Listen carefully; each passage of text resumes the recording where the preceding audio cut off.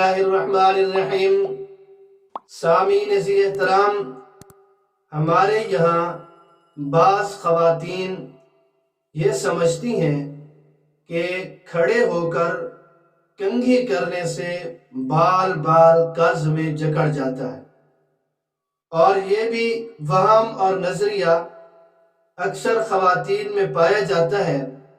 کہ کھڑے ہو کر یا رات کے وقت کنگھی کرنا یہ سنت نبوی کے مطابق منع ہے۔ ان دونوں باتوں کی وضاحت آپ کی خدمت میں پیش کر رہا ہوں کہ یاد رکھیے، احادیث مبارکہ میں کنگھی کرنے سے متعلق جو بات ملتی ہے وہ یہ ہے کہ رسول اکرم صلی اللہ علیہ وسلم کنگھی فرمانے میں دائیں جانب سے شروع کرنے کو پسند فرماتے تھے، خود بھی دائیں جانب سے شروع فرماتے تھے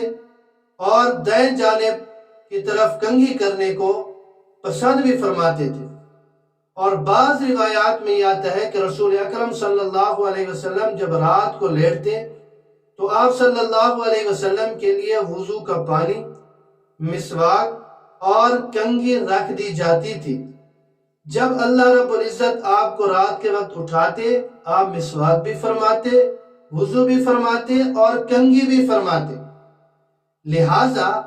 سنت یہ ہے کہ جب بالوں میں کنگھی کرنی ہو تو دائیں طرف سے شروع کی جائے، اور رات کے وقت کنگھی کرنے میں کوئی حرج محسوس نہ کیا جائے۔ اس کے علاوہ یہ جو باقی باتیں ہیں کہ کھڑے ہو کر کنگھی کرنے سے بال قرض میں جکڑ جاتا ہے، یا رات کے وقت کنگھی کرنا سنت نبوی علیہ صاحب الصلاۃ والسلام کے مطابق منع ہے،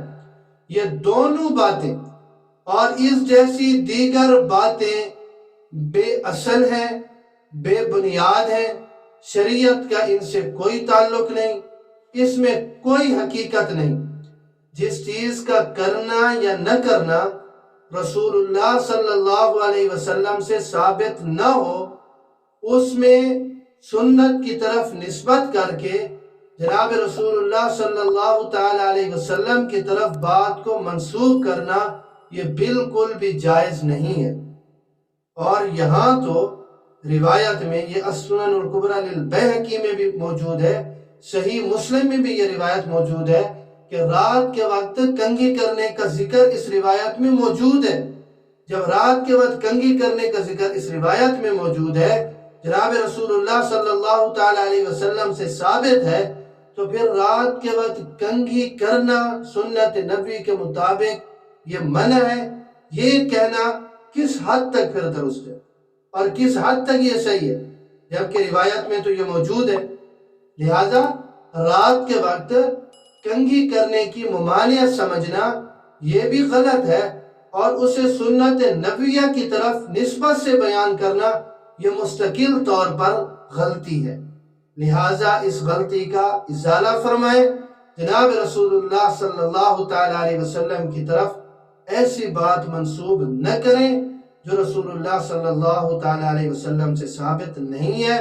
یہ بہت بڑا گناہ ہے۔ اللہ رب العزت ہمیں ان تمام چیزوں سے محفوظ رکھے، اور جتنے بھی غلط وہم، جتنے بھی غلط نظریات ہیں، ان سب سے اللہ رب العزت ہمیں بچا کے رکھے۔